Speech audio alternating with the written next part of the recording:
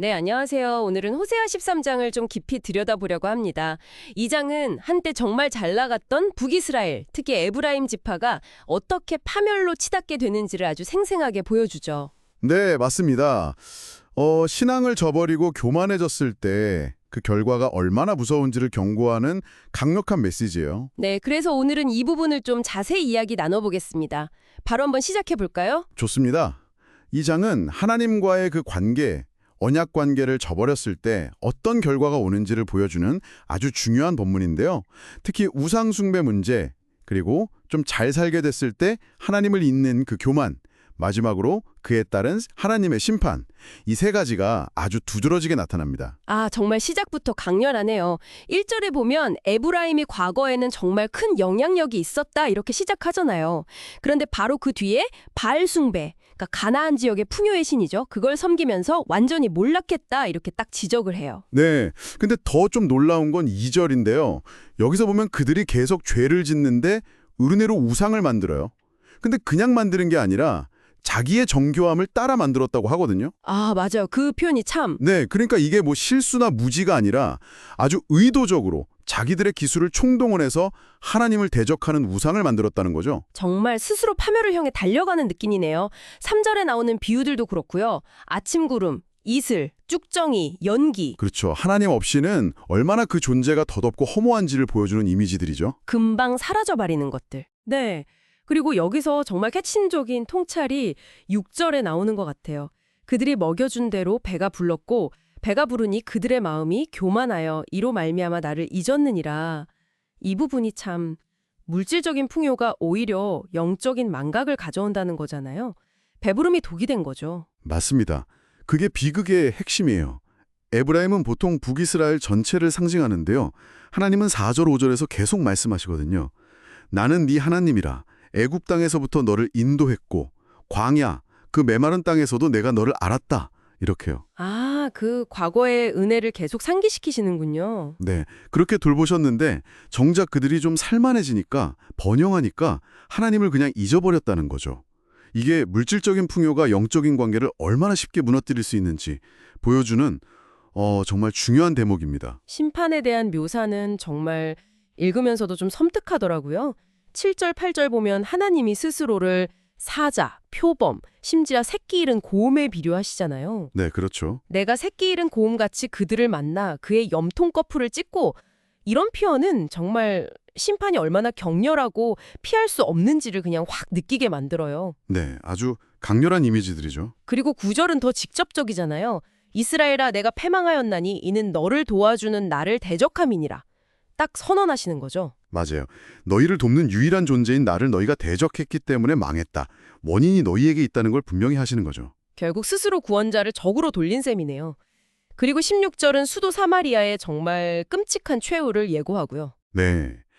이런 폭력적이고 강한 이미지들은요. 사실 예언 문학에서 하나님의 진노와 심판의 엄중함, 그리고 그게 정말 피할 수 없다는 걸 강조하기 위해 사용되는 방식입니다.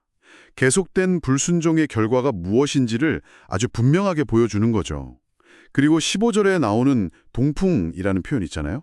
아, 네. 그 동풍이요. 이게 역사적으로 보면 동쪽에서 침략해온 아시리아 제국을 상징하는 경우가 많아요. 그러니까 하나님께서 이방 민족까지도 심판의 도구로 사용하신다는 것을 암시하는 부분이죠. 여기서 중요한 건 이 모든 파괴가 뭐 외부적인 요인 때문이라기보다는 궁극적으로는 9절 말씀처럼 자기들을 도우려는 하나님을 스스로 대적했기 때문이라는 점입니다. 하나님을 버린 것 외에도 이스라엘이 스스로 자초한 문제가 또 있었죠. 바로 그 인간 왕을 세워달라고 요구했던 일인데요. 아, 맞아요. 그 문제. 네. 10절과 11절이 바로 그 결과를 지적하고 있어요.